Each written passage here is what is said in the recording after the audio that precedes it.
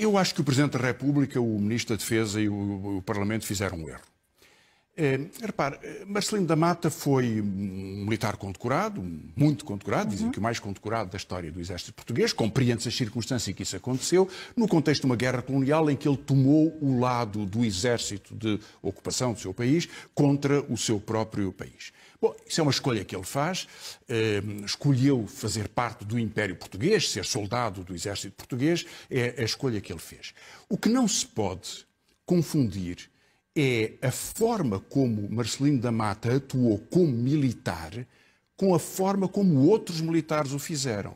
Porque uma guerra é sempre uma guerra. Ela é injusta, é trágica e é cruel.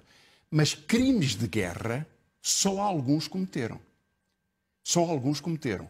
Por exemplo, torturar prisioneiros de guerra ou assassinar prisioneiros de guerra. Isso não é permitido em nenhum contexto de guerra. É crime de guerra. Aliás, surgiu um texto muito interessante de Mário Cláudio, que é hoje um dos escritores mais conhecidos de Portugal, que veio lembrar que ele tinha sido jurista e que estava no quartel-general em Bissau durante o período da guerra. Ele raramente fala sobre questões destas. Portanto, é uma coisa absolutamente excepcional. E que ele quis dizer que não tinha o direito de se calar. E como jurista, instruiu vários processos de crime pelo comportamento ilícito, atrozmente delitual, de Marcelino da Mata. Diz ele, de extrema gravidade. Só que os vários processos que ele foi instruindo eram encerrados sem arquivamento sumário por ordem da hierarquia. Naturalmente, a ditadura precisava de ter aquela figura, mesmo que ela fosse um criminoso de guerra. É, aliás, curioso que quase todos os defensores da homenagem a Marcelino da Mata dizem que ele foi um herói, mas um criminoso. Eu gostava de saber o que é que estas pessoas ensinam aos seus filhos. Será que um criminoso pode ser um herói? Quer dizer, os heróis de Portugal são criminosos? Quer dizer, que se diga que há um contexto histórico em cada momento, é verdade que sim.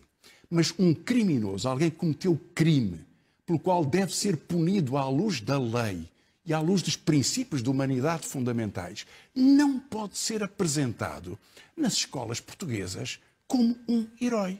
Isso não tem rigorosamente nenhum sentido. Acresce ainda que Marcelino da Mata, como outros comandantes militares, fez parte de operações que foram condenadas pelas Nações Unidas. A Operação Ametista no Senegal, a Operação Mar Verde na Guiné-Conakry. Portugal foi condenado por isso. E só por isso o Presidente da República devia ter algum cuidado e não se associar. Enfim, não tem muito sentido vangloriar-se de atos pelos quais Portugal foi condenado nas Nações Unidas. E, aliás, se tivesse ocorrido hoje com outro país, Portugal estaria a condenar esse país. Não permitiria uma situação destas. Portanto, eu percebo que haja uma enorme tentativa de branquear a ditadura. A guerra foi como todas as guerras. Não foi. Não foi. Todos os atos nas guerras são iguais. Não são. Há atos de guerra que são trágicos e mesmo cruéis. Outra coisa são crimes de guerra. E repare, o exército francês elogia os militares que se bateram contra a ocupação nazi, com certeza, mas não elogia os militares que torturaram ou mataram na Argélia, ou mataram populações na Argélia. Não, não o faz. E, portanto, os exércitos que têm orgulho de si próprio e do papel que tiveram em relação ao seu país, sabem bem aquilo que devem valorizar da memória e até da heroicidade dos combates que fizeram pelo seu país. Mas não confundem com atos de crime. O que é muito interessante é que haja hoje uma direita portuguesa que acha que é um bom sinal de identidade recuperar a homenagem da ditadura ou de crimes deste tipo. Até com debates relativamente ridículos, o debate sobre os brasões nas floreiras da Praça do Império, em que têm que estar os brasões das províncias ultramarinas. Mas isso não existe. A Guiné não é uma província de Portugal, Timor não é uma província de Portugal, Angola não é uma província de Portugal. E, finalmente, uma nota também sobre o Presidente, porque eu acho que o Presidente foi imponderado nesta decisão e o Ministro da Defesa também.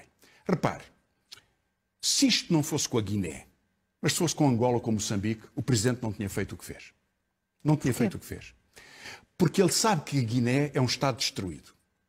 E sabe, em contrapartida, com Angola, tem um governo e um presidente com o qual trata diplomaticamente. Não iria nunca fazer uma homenagem a alguém que, no contexto da guerra em Angola, tivesse cometido crimes de guerra no contexto da população angolana. Nunca teria feito isso. Espero que não o fizesse, pelo menos. Porque, evidentemente, aí tinha uma resposta do outro lado, da parte de Angola, ou de Moçambique, ou de Timor. Mas fez isto porque é a Guiné. E a Guiné é um país que não dirá nada. O que se disser alguma coisa será de voz fraca, porque é um Estado destruído. Francisco Louçã, vamos virar